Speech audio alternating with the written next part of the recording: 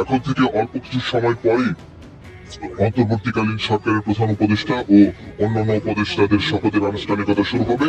রাষ্ট্রপতি মোহাম্মদ শাহাবুদ্দিন তিনি এই অন্তর্বর্তীকালীন সরকারের যে সদস্যদের শপথ বাক্য পাঠ করাবেন বঙ্গভবনের দরবার হলো, এবং সেই আনুষ্ঠানিকতার জায়গা থেকে কিন্তু যে বঙ্গভবন এখন পুরোপুরি প্রস্তুত।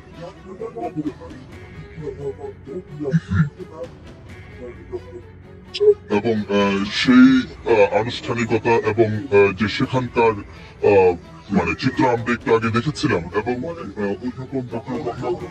তিনি যখন এই এখন থেকে আধা ঘন্টা সময় আগে এই বঙ্গভবন যখন প্রবেশ করেছিলেন, এবং সেখানে কিন্তু যে রাষ্ট্রীয় প্রোটোকলের মধ্যে দিয়ে তখন কিন্তু সাধারণ মানুষ হাত নেড়ে তাকে অভিনন্দন বা অভিবাদন জানিয়েছিলেন, এবং অনেকে কিন্তু বেশ আনন্দধ্বনিও সেখানে তারা দিয়েছিলেন, এবং সাধারণ মানুষের ব্যাপক প্রত্যাশার জায়গাটি কিন্তু মানে এখানে যে বেশ আমরা দেখতে পেয়েছিলাম।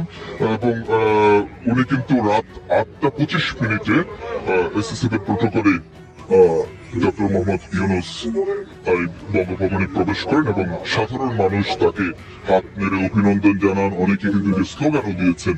এবং সেখান থেকে যেই নতুন যাত্রাপথে এই অন্তর্বর্তীকালীন সরকারের সঙ্গেই তারা থাকবেন সে কথা বলছেন। অনেক জায়গাতে কিন্তু ডক্টর মোহাম্মদ ইউনূসের ছবি সংবলিত ব্যানার, ফেস্টুন বা প্লেকার্ড দিয়েও কিন্তু যে অনেককে আমরা বঙ্গভবনের বাইরে অপেক্ষা করতে দেখছি, এবং সেই জায়গা থেকে বা এই সূচনা লগ্নে নতুন সরকার সাধারণ মানুষের যে আশার জায়গাটি জাগিয়ে চলেছে, সেটি তাদের চলার পথে আগামীতেও সেটি পূরণের ক্ষেত্রে ভূমিকা রাখবে, এবং সাধারণ মানুষ আশাহত হবেন না।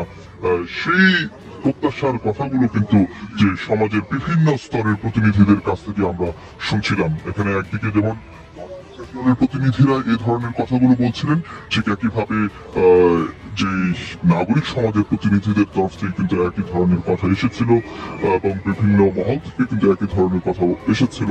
সাধারণ মানুষও কিন্তু সেই একই বিষয়গুলো জানিয়েছিলেন।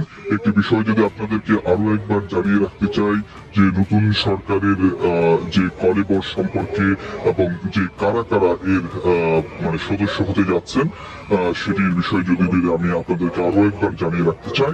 এই অন্তর্বর্তীকালীন সরকারের প্রধান উপদেষ্টা হিসেবে শপথ নিতে যাচ্ছেন অধ্যাপক ডক্টর মোহাম্মদ ইউনূস।